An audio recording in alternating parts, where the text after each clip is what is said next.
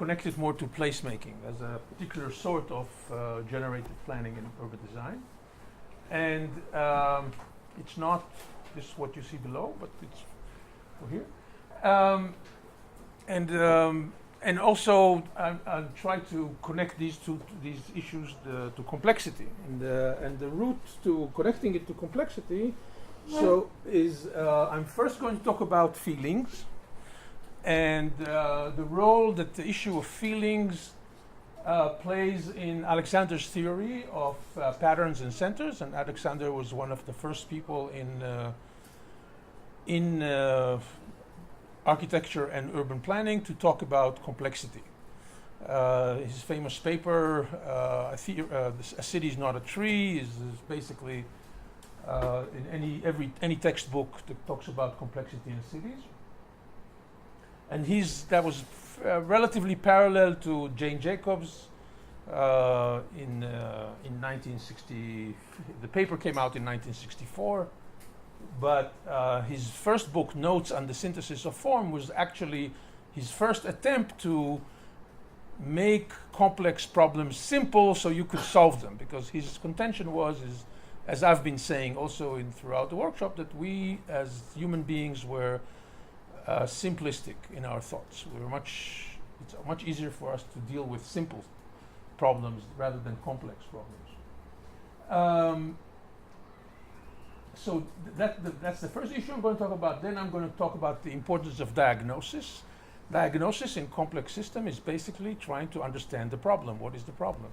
We have symptoms. We see the symptoms, but we don't know the underlying causes for the symptoms. So unless you understand what the symptoms are trying to tell you, it's very hard to do action that actually makes change. Because if you don't tackle the causes, you're not going to improve on the symptoms. And then connect the two things, how you connect feeling to diagnosis, what's the special role of feelings in diagnosis. And then I'm going to show you an example of doing research on mapping feeling, the ability to map feeling, so it's not just your own feeling, but it's a shared community aspect, and then how to use this as the basis for diagnosis. And from diagnosis, some thoughts from diagnosis to a plan or a project. Okay, so in Alexander's theory actually has perhaps two stages, which are encapsulated in two seminal books. The one book is it's actually three books taken together. It's a pattern language, which is the timeless way of building, which kind of tells the theory. A pattern language is a collection of patterns, which my students in the room have heard maybe too much of. and the patterns are basically recurring organization of spaces and events that keep on happening in places, and obviously the important ones are ones that solve functional and social and psychological problems and make you feel better in the space.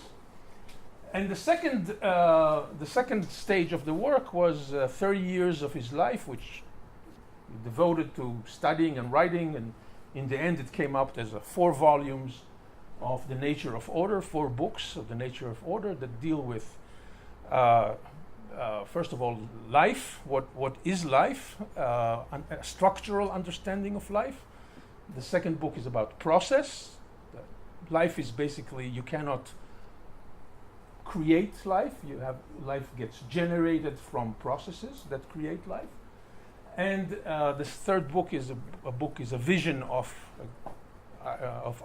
living architecture, which is basically examples from his career of 40-something years of building actual projects. And the last book is more about what this means for our place in the universe. Well, it's kind of a cosmology of what it means for us. So these are the 2 stages, and the feeling as a central concept plays a different role in these 2 stages. In the first, in pattern language writing, feeling is the sense of fit between context and pattern, and the resolution of internal and external conflicts. So when we are in a place which all these forces are somehow resolved, we feel internally, we feel at ease, we feel at peace, we feel together with the place and the world. It's not necessarily calm. It could be a very exciting place, but we feel we're alive, and the life of the place generates life in us.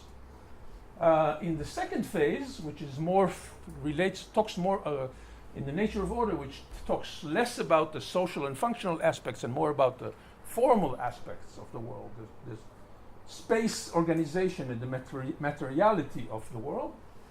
Feeling is our internal response to a well-ordered field of centers, which is what Alexander calls the wholeness.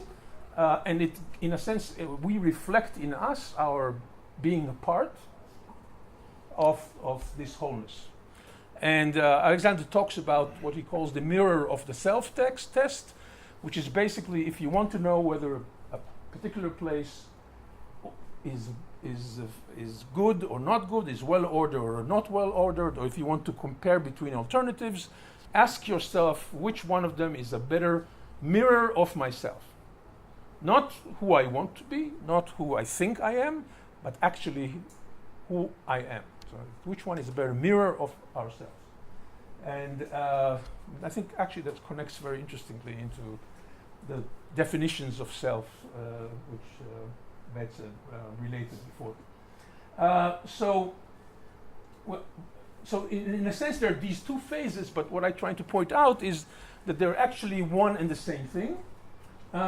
They really reflect the evolution of Alexander's own thought, more from the functional social analysis of pattern language, which basically looked at the events, basically said what a lot of placemaking people say, the real interest in places is what happens there, the events that keep on happening there. But when you go into a little bit deeply, you see that the events do not stop at the human events. They include the sun that rises, the way that the shade falls, the way that the windows open and allow more light. So there is no two realms, the social, functional, and psychological, and the formal. They're really one and the same. But his thought went through this evolution because he saw when the pattern language was finished and people were beginning to use pattern language, which was intended to allow people the power to intervene in the world without the help of professionals. That was really the intent of the book, the whole work. And he saw that people were actually getting it but not getting it. The projects were interesting, they were funky, they had a lot of different places and nooks, but they didn't have the formal order and the beauty of traditional architecture, which was in a sense, his scale in terms of what is good architecture. And then he began thinking more seriously into the formal, structural, and material aspects of architecture, and came up with the nature of order. But feeling is a central criteria in both, always. So when we're generating patterns, we're trying to, in a sense, and that is what a lot of people ask, what's the difference between a good pattern and a bad pattern, and what's the negative pattern? And so the idea that a pattern is, we're trying to encapsulate the essential characteristics of what makes a place feel good for us. So if we're trying to understand the place, we're trying, first of all, we want to understand how we feel about that place, and then try to encapsulate these characteristics. When we're looking at a particular site, we're trying to evaluate the good things in the site in order to maintain them, keep them, enhance them. So the first thing we have to do is we have to understand where do we feel better in the site. So we actually have to do this feeling mapping in order to know where to intervene and which things to actually leave alone. You know, the first commandment of a doctor is first do no harm. That's the first article of the Hippocratic Oath: do no harm. So as architects, planners, the first thing we're supposed to think about is not to create worse situations. And in order to understand that, we need to understand which are the places that feel better. When we have different solutions, you know, we're just making a discussion, we are offering different solutions. How do we decide between alternatives?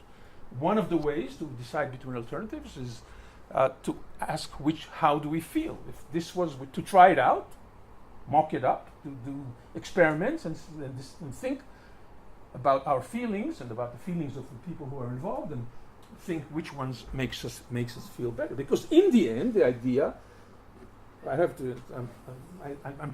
will remind you, the idea is to make places that make people feel better in their world. That's the idea. That's really what the effort is about.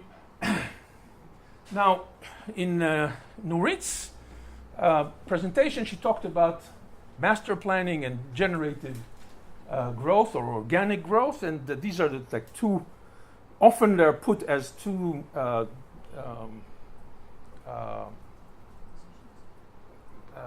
contrasting or conflicting ways to think of growth, but I actually would want to say that both are two different ways in which cities grow, and sometimes you need to use this, and sometimes you must use this. This generative growth is actually always there. It's the underlying process that happens piece by piece, but sometimes there is a need for master planning, but they have different characteristics, and one has a fixed and static vision of the future. The place is fragmentary until it reaches the end state, which is the whole, when it becomes whole. Growth is made by addition, you adding piece to the uncompleted until you reach the complete state. It's mostly large scale. It often talks about replacement of the existing. You have an area, you master plan it. It used to be an open natural field. In the end, it's going to be all completely built, and you replaced everything that exists. And often it's occasional. You don't do it regularly. You do it once in a while, and it's foundational. It's a place, it's more fitting conditions where you're coming to a new place without roots, without previous knowledge of place. And so many colonies throughout the world, throughout world history, from the Greeks onwards, used master planning as a way of settling. On the other hand, we have generative growth. The future emerges out of multiple uncoordinated acts. It's always a whole to some degree. Every piece adds a little piece, but the whole of the place is larger than these little pieces. Growth is often by differentiation. Things become more complex, more elaborated, rather than addition. The growth is at all scales. It happens both at a very small scale of changing a room, adapting the building, and sometimes larger scale, like adding a large park or reworking a piece of infrastructure. It very much involves transformation and repair of the existing structure, and it's continuous and ongoing. It's all the time. We just do it because it's our way of adapting places to our lives and our changing needs. So now that we have an idea of generative growth, that comes in the idea of diagnosis. Why is diagnosis important? Because if we understand wholeness as the healthy state of the place and the society, that social entity that inhabits it, the place could be community, could be a family and its house, it could be a city with its all of its population. We have to understand what's going wrong in order to know how to improve. If we want to improve with some local small acts, we have to understand what is the issue, what are the problems, and so diagnosis becomes fundamental. Because if we don't understand the problem, it will be very hard for us to find a solution. Now, what is diagnosis? Diagnosis is known very much in obviously in medicine, but if you go to your mechanic, to your car mechanic, and you have a problem with the car, I'm hearing this noise, and then good mechanics know what's the problem just by listening to the noise. Bad mechanics dismantle the whole engine in order to find that the noise was some screw that entered in the wrong place. It's the use of logic, analysis, and experience. So you have to know the system, and based on your knowledge of the system, you use your logic and analyze what is wrong, but experience is of utmost importance. You gain understanding of these complex systems the more you are immersed in them and you think about them and discuss them and you know them. That's why it's very hard to be a good planner or a good architect right out of school, or a good doctor. Experience is definitely necessary. And nowadays there are beginning to be systems that help you with diagnosis, that ask you questions, direct your thinking, that in a sense bring the experience of many experienced professionals to bear on your lack of experience by directing you to ask yourself particular questions. Now, feeling is not a diagnosis by itself. It's much more primal than that, but it's an indicator where diagnosis is necessary. Just like in our bodies, how do we know we're sick? We feel sick. We know something is not right. We have an ailing. We have a sore place. Not with all. It doesn't help with all kinds of maladies. There's some. The worst maladies are those that are underneath the consciousness, and so we develop tests that we have to do regularly in order to find those maladies. But obviously, one of the markers of health problems is the actual feeling. And I think in our lives, in places, it's a very similar way. We feel in a very holistic, undifferentiated way where there are problems and where there are problems needed. And so it helps us locate where to look for a problem. But it's also, once we do something and we do that, it helps us check whether we solve the problem. Because if we did the whole project, but our feelings of people in the place did not improve, we must have missed the diagnosis somehow and solved some problem, but not the problem that existed. Yes, Emily. You forgot the question by the time I think. Question, but maybe you'll get there. I'm disturbed by the focus on diagnosis as being about the problem as opposed to being about what's good as well, the whole positive behavior aspects of things. And maybe you'll get there with feeling, not only where we feel ill, but where we feel well. Right. Yeah, I will. Okay. So we did this. Okay, so now it's a little bit of a personal story. I was studying with Alexander, then I moved to planning, and one of the claims of Alexander's in his book is that we usually think about feeling as something very idiosyncratic, very personal. Each one of us has our own personal feelings. There isn't really a point much to discussing them, and you cannot expect agreement on feeling. And Alexander actually comes from another point of view. He says, yes, each of us is idiosyncratic and personal to some degree, but 85% of our feelings are shared as human beings and across cultures.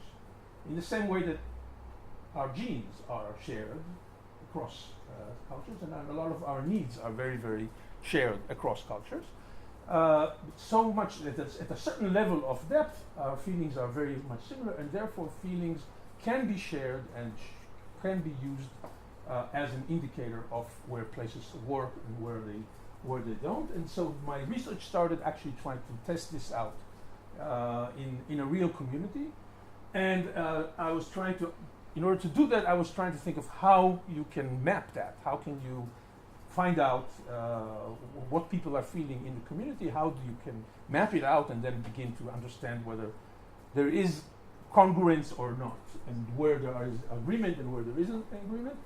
And then at the second stage, you could, if you find patterns of feelings, then you can try to connect between what people feel and what happens in their environment in particular places. Which are the places where people feel, why do people feel good in particular places and not in other places? And then you could use that as a diagnosis for urban design. So that was basically the plan of my PhD. And obviously it was tied to a particular context, it doesn't mean that if you find it in one context, it would be exactly the same. So how do you map feeling? So this is a neighborhood, happens to be in Philadelphia. It's called Francisville. That wasn't the neighborhood of my PhD, but this is where I have I had a very good map. Obviously, you cannot, if you ask people to go around the neighborhood and diagnose their own feeling, think about what they feel, you can't ask them to do very large areas because they have to walk, they get tired, and once they get tired, it begins to impact their feelings. So they're beginning to feel bad. So you want to limit it to about 20 minutes, half an hour. And actually, mostly you actually would like to let them walk wherever they walk, so they're as free as they can. And some people will walk a little, and some people will walk a lot, and on the average you will get.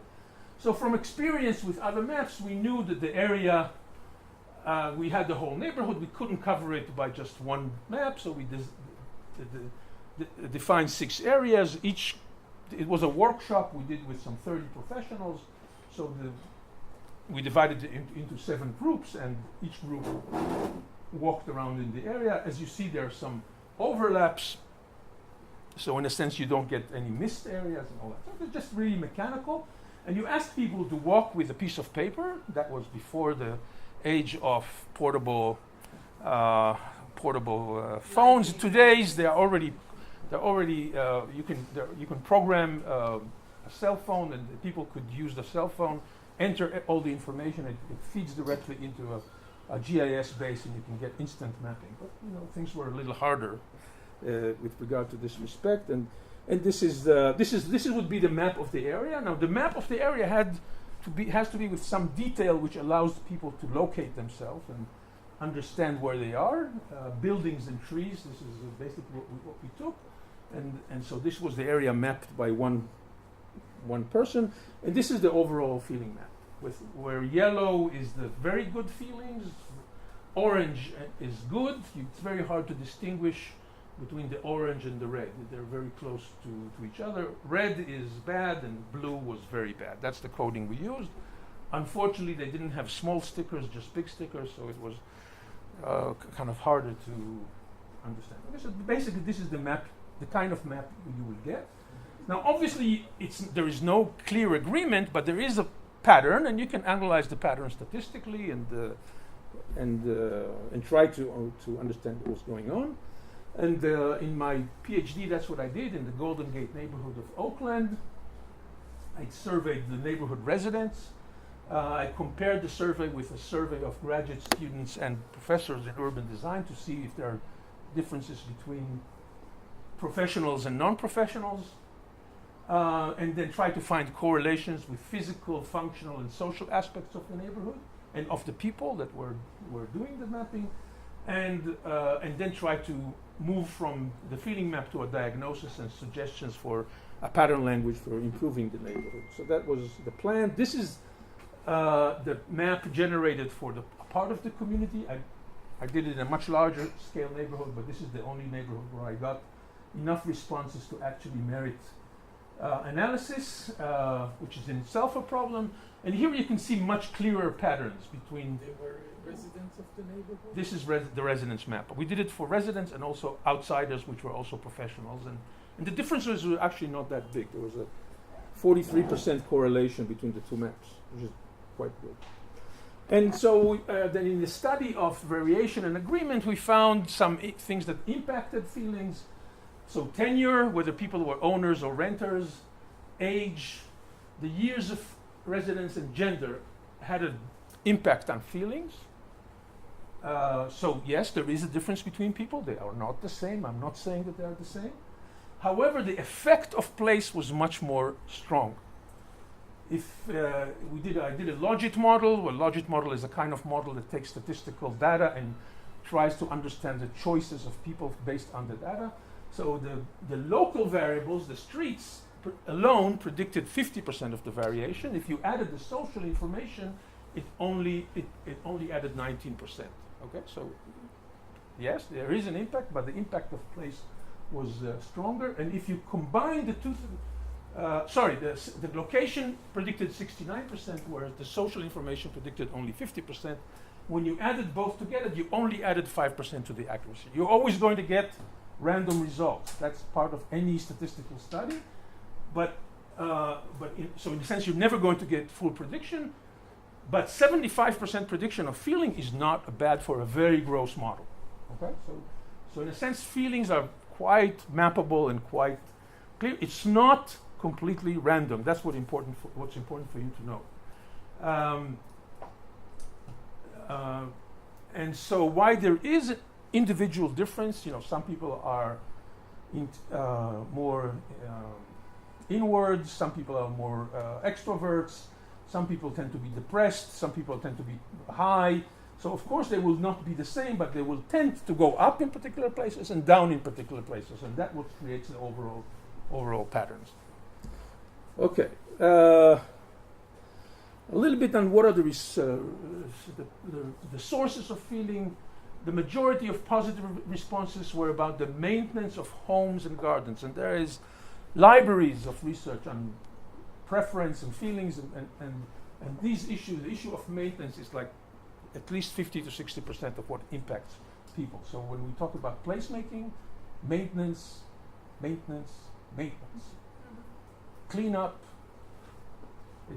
incredibly important.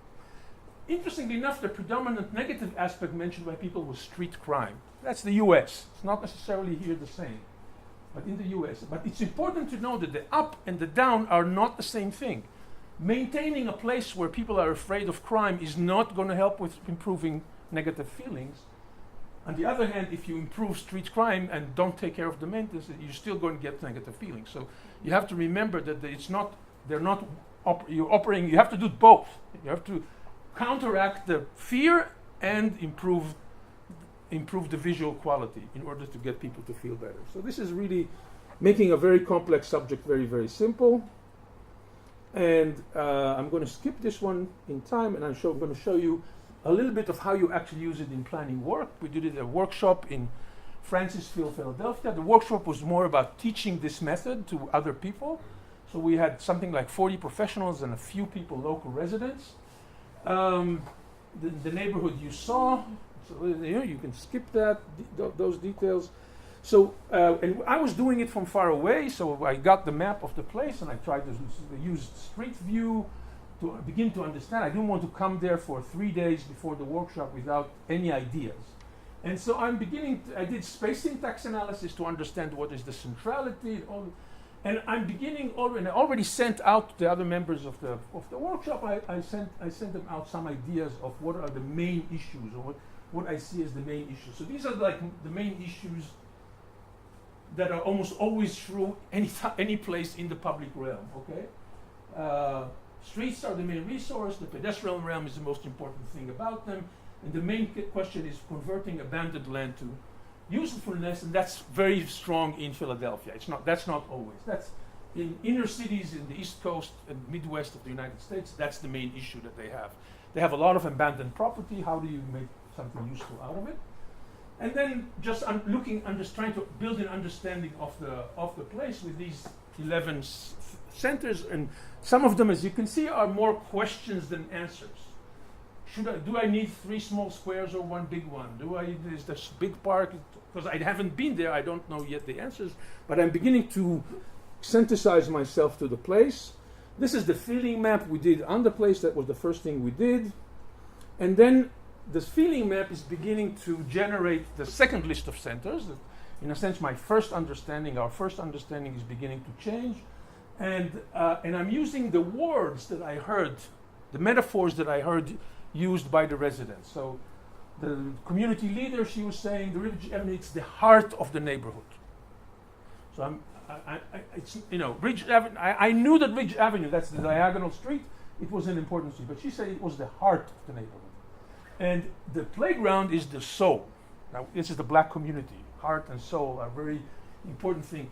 And the old core, that's the name they call, that's a bunch of streets that used to be William Penn's vineyard, the history of the place. That's why it's all off-grid. It's off the grid of Philadelphia.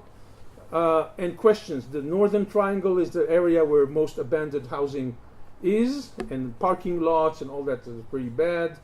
The boundaries of the neighborhood are places in themselves, and these are the 4 boundaries of the neighborhood, and you can see them. They're very strong centers that connect the neighborhood to the city as a whole. And the western area, that's the better part of that, also seen in the feeling map.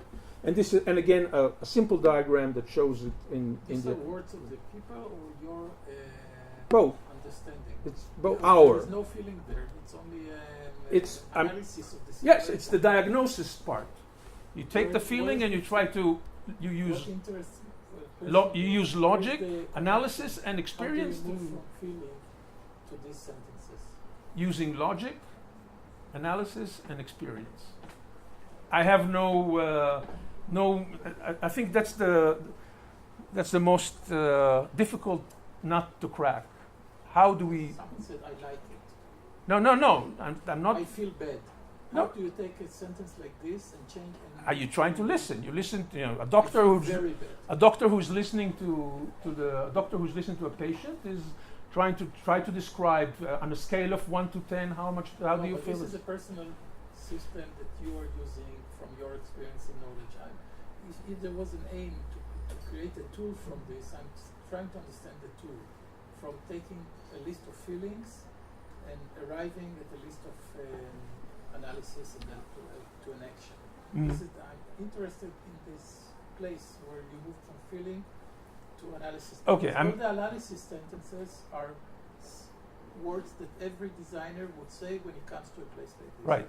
And I'm interested in this very interesting part that you found out that feeling can be a tool. And I want to understand how you move from feeling to analysis. Okay, so for instance, one of the ways that you move from feelings to analysis is that the identification of the western area as the area where people felt better, and so you try to understand what is it there that happens that makes people feel better, and on the other hand, the understanding of this northern triangle as the area where people felt worse, and it's very obvious why. That's the bigger concentration of abandoned buildings and abandoned yards and parking lots and etc. It's very also the area most impacted from as the back side of the major street, which has a totally different dynamic.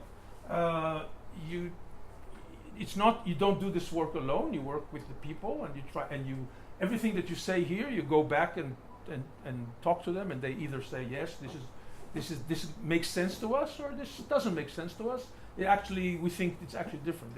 It's a result of an iterative process where you make an hypothesis trying to explain what the feeling maps does as a diagnostic tool, and then you are getting either a thumbs up or a thumbs down, and you try different methods. There is no analytical process for doing diagnosis in any field. Okay. It's always a try and But it sounds like a process of aggregation, what you're describing. aggregation and iteration. Yes. Aggregation and iteration. So some factual thing I didn't understand about your tool. Is there any place where people can say why they feel good or bad? Or Yes. I always ask them to write 3 good things and 3 bad things. Okay, And so that is this into is what you incorporate Yes. in your analysis. yes, and I also use the workshops. We use workshops to go in more in depth. It's the feeling map is just the beginning. It's just it's a good way to get people. Even you could ask children to do it. You could ask anyone, uneducated people to do it. Many people who you would not get any input from. In feeling map, it's very easy to do. So your analysis is based on logic, experience, and actually listening to what people say. Yes.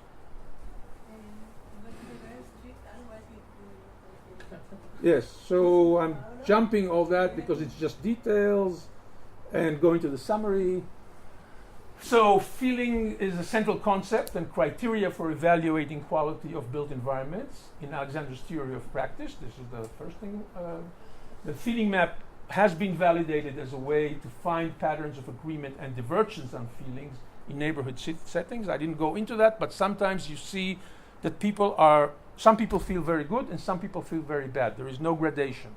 And then you go into it a little bit and you see that people feel good, not so much about what happens in their environment, but about actually the presence of other people. So, in a sense, in many ways, that's also a way to locate places of conflict between different people. If you look into the details of the feeling map, you sometimes are able to locate things that people will not tell you in a straight fashion. It can be used as a basis for diagnosis. The diagnosis has to explain the feeling map. So the idea of the diagnosis is that once you build a good diagnosis, it gives you, at least as a professional, an explanation of the feeling map. Why people are feeling good in some areas and bad and less good in other areas, and what are some of the problems that they find there. It's built on a basis of observation, theory, and analysis. It's an iterative process. Thank you, Amir, for nailing me down to that. And diagnosis serves as the basis for plans and projects and can be done periodically to evaluate their success. It's something that you can do every year. Have things improved? Where things improve? It's something that if you do every year, it gives you it's an early alarm system. Something has changed here. People are feeling bad here.